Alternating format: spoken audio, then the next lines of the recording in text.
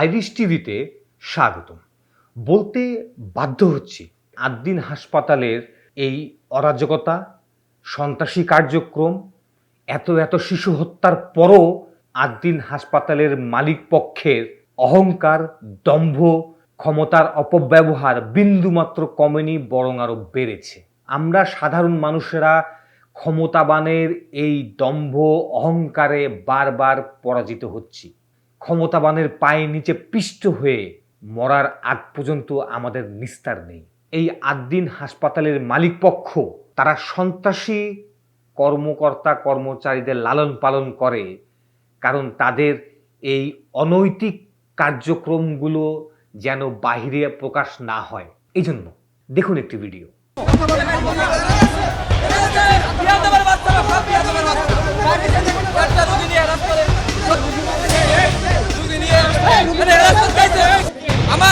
আমার পরিচয় লাগবে না, আপনি বাইরে যান, আপনি বাইরে যান। আমার নাম দিয়ে আপনি কি করবেন? রুগী হ্যারাস করতে আইছেন এখানে, বেরোন আগে বেরোন। রুগী হ্যারাস করতে আইছেন, দুই করে হ্যারাস কর।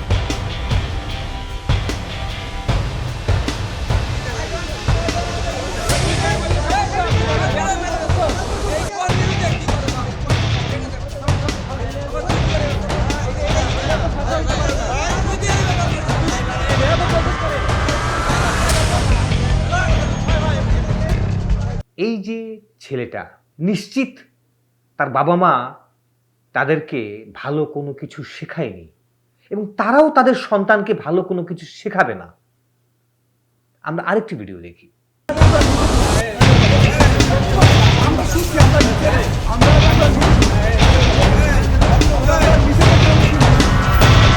মুরব্বী, আপনি বলছিলেন যে সাংবাদিক আসলেই পিটা বের করে দিচ্ছেন, বিষয়টা কি হয়েছে একটু বলেন তো। কি দেখলেন? কি মনে হলো এই লোকটা তার সন্তানকে কি শেখাবে? নিশ্চয়ই ভালো কিছু শেখাবে না, এই জিনিসটাই শেখাবে এবং এভাবেই চলছে।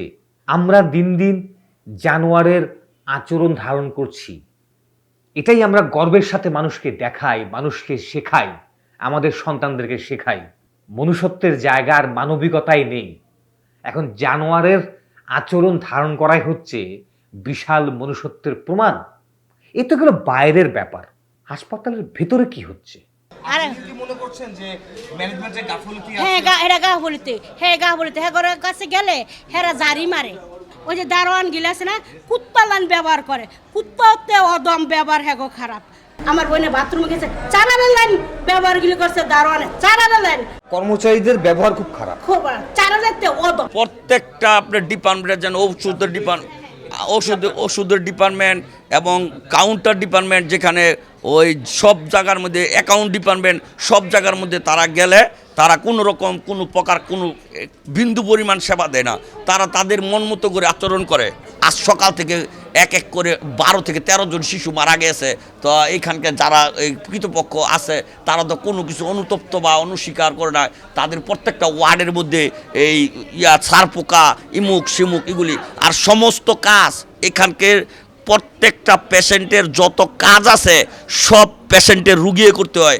এখানে যারা কর্মরত ডাক্তার আছে, নার্স আছে, সেবিকা আছে, তারা তো কোনো কিছুই করে না। হয় কাঙ্ক্ষিত সেবা আপনি পাচ্ছেন না? কাঙ্ক্ষিত আমি কেন, এখানকার কেউ এই সেবা পাচ্ছে না। আমি শুধু না, কেউ এখানকার আপনি যার কাছে জিজ্ঞেস করবেন তারা একই কথা বলবে। জি, যতটুকু আমরা শুনেছি তারা বলতেছে এখানকার ম্যানেজমেন্টের সবচেয়ে বড় অভাব। আর ম্যানেজমেন্টের যে অভাব এটা আমরা নিজেই আমি দেখেছি। কারণ তারা এখানে কোনো কিছু হলে তারা কোনো পুরুষকে ওখানে অ্যালাউ করে না এবং কারণ কোন পুরুষ তো এখানে গেলে তাদের জবাব দিতে হবে। কারণ ওদেরকে, এটা আমার স্ত্রী বলতেছে, গতকালকে রাত্রে আমার বাচ্চা এবং আরেকটা বাচ্চা কাঁদতেছে, তাকে 9 ঘন্টা ওটিতে রাখছে। তো জিজ্ঞাসা করতেছে এক নার্সের যে আপনার ছেলে কে কাঁদতেছে। আমার ওয়াইফ জিজ্ঞেস কয় আপনার কান্নাকাটি কে করতেছে এটা আপনার দেখার বিষয় না, আপনি শুয়ে থাকেন। পরে শেষে দেখি আমার বাচ্চাই কাঁদতেছে। কেউ ছিল না, কাউরে খুঁজা পাই নেই। এই জন্য আপনি চিকির পাতাছে, ভূমি পাতাছে, কাউরে পাই নেই। এখন কি আপনার মনে হচ্ছে যে এই যে শিশুটা মারা গেল এটা কি সম্পূর্ণ হসপিটালের গাফলতি? হ্যাঁ, এদের গাফিলতি, আমাদের কোনো গাফিলতি নেই। না আপনাদের তো না হসপিটালের দায়িত্ব হ্যাঁ দিয়েছিল হ্যাঁ কিন্তু। হসপিটালে গাফিলতি সারা রাত্রে হ্যাঁ কোনো লোকজন ছিল না না? ছিল না এবং প্রায় সময়ই থাকে না। না প্রায় সময় থাকে না প্রায় সময় থাকে না 3 দিন ধরে বাবু হয়েছে একদিন হচ্ছে সুবিধা দেখে না যে কি হয়েছে 2 নম্বর ওয়ার্ডে ছিল তো চিকিৎসার অবহেলায় ইনফেকশন হয়ে গেছে তো এখন চিকিৎসা চলতেছে ডিসিন মানে সিস্টাররা নার্সাররা যদি বলি যে ডিসিন করার জন্য তারা এমন ডিমান্ড দেখায় তারাই না মানে যায় বেকালতা করতে করতে তাদেরকে নিয়ে যায় ডিসিন করার জন্য গত ব্যাপারে আমি বুঝতে পারি যে বড় বড় ডাক্তার যারা আছে তারা এখানে নাই তারা ছুটিতে চলে গেছে এগুলো মনে হয় সিস্টার বা নার্স বা এগুলো আমাদেরকে বুঝ দিতেছে হ্যাঁ বাকি চিকিৎসা হচ্ছে আমাদেরকে বোঝানো যাচ্ছে যে ওরা চিকিৎসা করতেছে ধোঁকাবাজি দিচ্ছে জি জি আমরা তো টাকা সব কিছু টাকার উপরে নির্ভর টাকা দিলে কাজ হয় টাকা না দিলে কাজ হয় না আপনি কি মনে করেন যে এই আদিল হাসপাতালের সার্ভিস সেবা কেমন মান কেমন?